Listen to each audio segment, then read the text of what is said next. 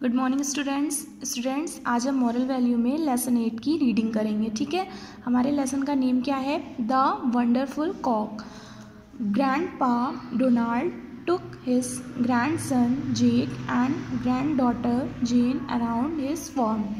Grandpa Donald जो होते हैं वो अपनी ग्रैंडसन जेक और ग्रैंड डॉटर जेन को अपने फर्म की चारों तरफ देखते हैं। This is Dan the donkey, he said. This is Dan the donkey, ये जो डंकी है वो कौन है? डैन। ही सैड, उसने कहा, he may be stupid but he is very hard working and useful. कि वो स्टूपिड तो हो सकता है, मूर्ख तो हो सकता है, लेकिन वो बहुत हार्ड वर्किंग, बहुत मेहनत करता है और बहुत यूजफुल है, उपयोगी है। Then he showed them the ducks and hens. फिर उसने जो है उनको दिखाया डक्स और हैंस को।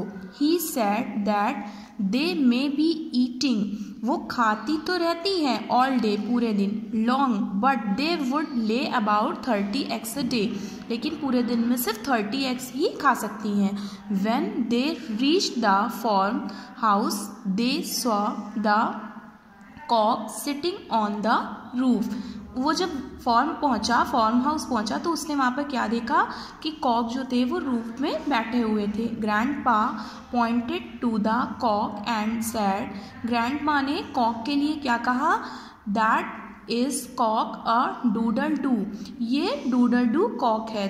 द कॉक के लिए कहा, he is the most important bird on the farm, ये जो है ये मोस्ट इम्पॉर्टेंट बर्ड है फॉर्म के लिए। द मतलब कि बहुत ज़्यादा इम्पॉर्टेंट, उपयोगी है। The children wanted to know why the cock was the most important bird on the farm. जो चिल्ड्रन थे वो ये जानना चाहते थे कि क्यों ये कॉक जो है इतना मोस्ट इम्पॉर्टेंट है फॉर्म के लिए। Grandpa took the children into the farmhouse and while having tea and cookies he told them about his favorite cock a doodle doo। Grandpa जो थे उन्होंने चिल्ड्रंस को देखा फॉर्म में जब वो टी और कुकीज़, चाय और बिस्किट ले रहे थे। ही टोल्ड दैम, उन्होंने उनको बताया अबाउट हिज फेवरेट कॉक और डूडल डू, किसके बारे में बताया? जो उनकी फेवरेट कॉक थी। वन नाइट, एक रात, ग्रैंडपा सेड, एक दिन ग्रैंडपा ने कहा, वी हर्ड कॉक और डूडल डू क्रोइंग लाउडली। जो उनका फेवरेट कॉक था डूडल डू, उसकी उन्होंने क्रोइंग मतलब आवाज़ सुनी बहुत तेज। He did not stop till all of us on the farm rushed out to see what was wrong. और वो तब तक चुप नहीं हुआ जब तक कि वहाँ पर कुछ गलत हो रहा था, जब तक कि कोई देख नहीं रहा था तब तक वो चुप नहीं हुआ। वी सॉ, हमने देखा, the hay stacks on fire and quickly throw buckets of water to put out the fire. हमने वहाँ पर क्या देखा कि फायर जो थी, आग लगी हुई थी और वहाँ पर जो बकेट्स के पानी में डाले जा रहे थे, पानी को वहाँ पे बकेट से जल्दी जल्दी फेंका जा रहा था। All the other animals and birds on the farm were afraid and running around not knowing what to do. जो वहाँ पर और अदर एनिमल्स थे और बर्ड्स थे वो क्या थे? अफ्रेड थे, बहुत डरे हुए थे। एंड रनिंग, और वो भाग रहे थे अराउंड, चारों तरफ।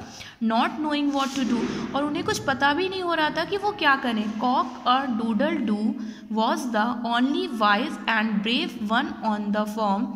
जो कॉक था ना, डूडल डू, वही एक ऐसा था जो वॉइस था, बहुत बुद्धिमान था और बहुत बहादुर भी था। उन सभी में से जो फॉर्म में और सारे थे एनिमल्स, उनमें एक वो ही बहुत बहादुर था। He stood up bravely and used his voice to alert us about the fire. उसने क्या किया? वो खड़ा रहा बहादुर होकर और उसने अपनी वॉइस को यूज़ किया। किस चीज़ के लिए? हमें आग जो लग गई थी उसके अलर्ट करने के लिए। What a wonderful cock exclaim the children, बच्चों को बहुत ही आश्चर्य हुआ कि अरे ये तो बहुत वंडरफुल कॉक है। यस सैड ग्रैंडपा ने कहा, yes we should learn a lesson from him, हमें उनसे ये सीखना चाहिए। We should stand up boldly and speak up loudly and clearly at the right time when we have something good and important to say। उन्होंने कहा कि हमें हमेशा खड़े होना चाहिए बोल्डली और स्पीक अप लाउडली, और तेज बोलना चाहिए और साफ जब वो सही समय हो।